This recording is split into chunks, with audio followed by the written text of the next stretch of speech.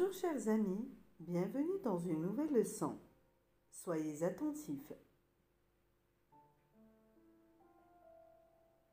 Aujourd'hui, nous allons continuer notre leçon de la ponctuation.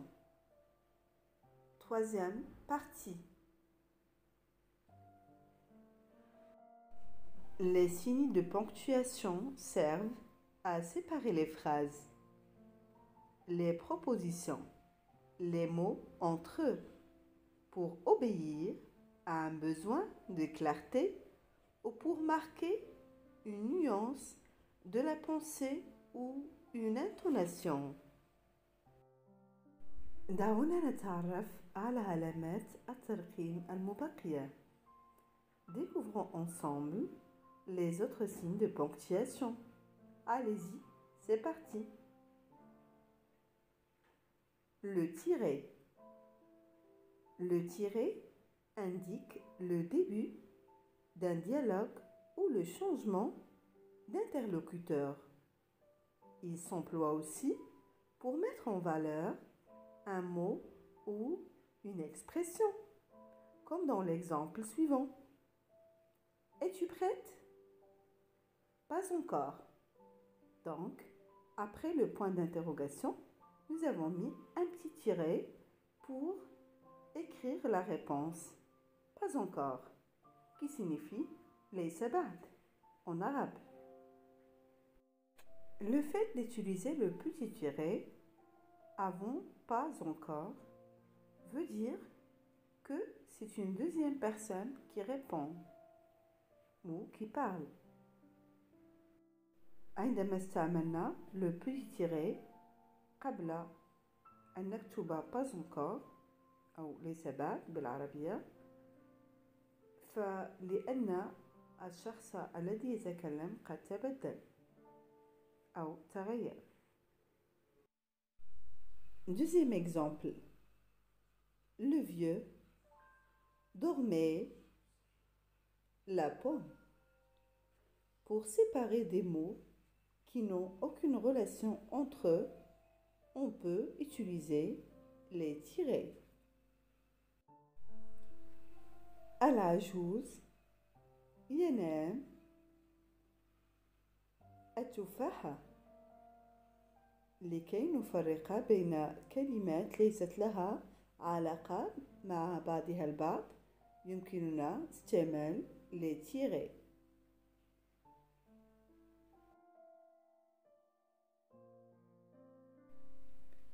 Les guillemets. Les guillemets se mettent au commencement et à la fin d'une citation ou de la reproduction exacte des paroles de quelqu'un, ou encore pour marquer qu'une expression est étrangère au langage courant, comme dans l'exemple « Venez me voir demain », dit-il. تستعمل المزدوجتين في بداية رواية ما كما في المثال الآتي تعالوا لرؤيتي غدا.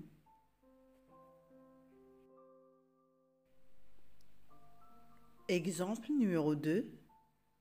La polenta est un mets italien.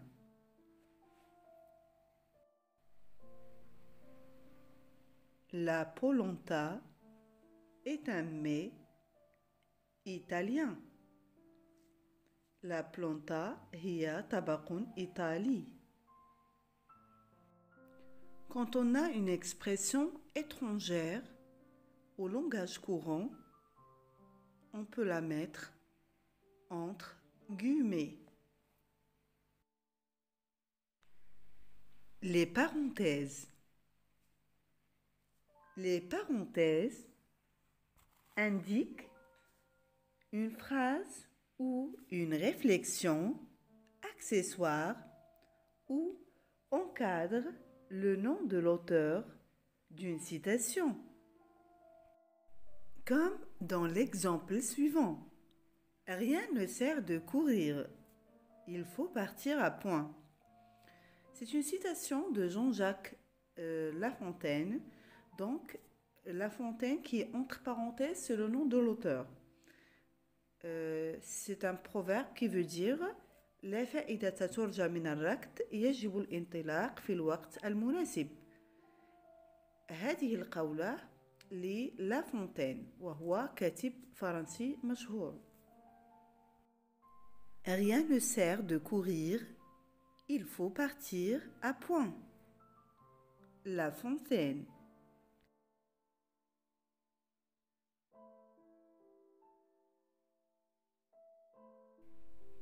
Les crochets. Les crochets s'emploient parfois à la place des parenthèses.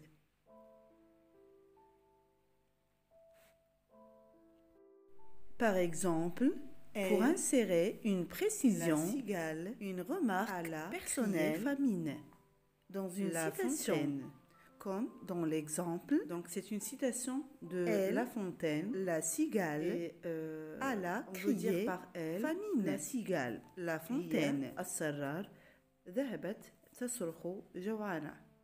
هذه قولة للا فونتين. يجدر بالذكر أن هذه القولة قيلت في قصة السرار والنملة. وكما تلاحظون لا سيغال باللغة الفرنسية فهي كلمة مؤنثة وباللغة العربية فهي كلمة مذكرة. يعني نقول السرار وفي الفرنسية نقول لا سيغال.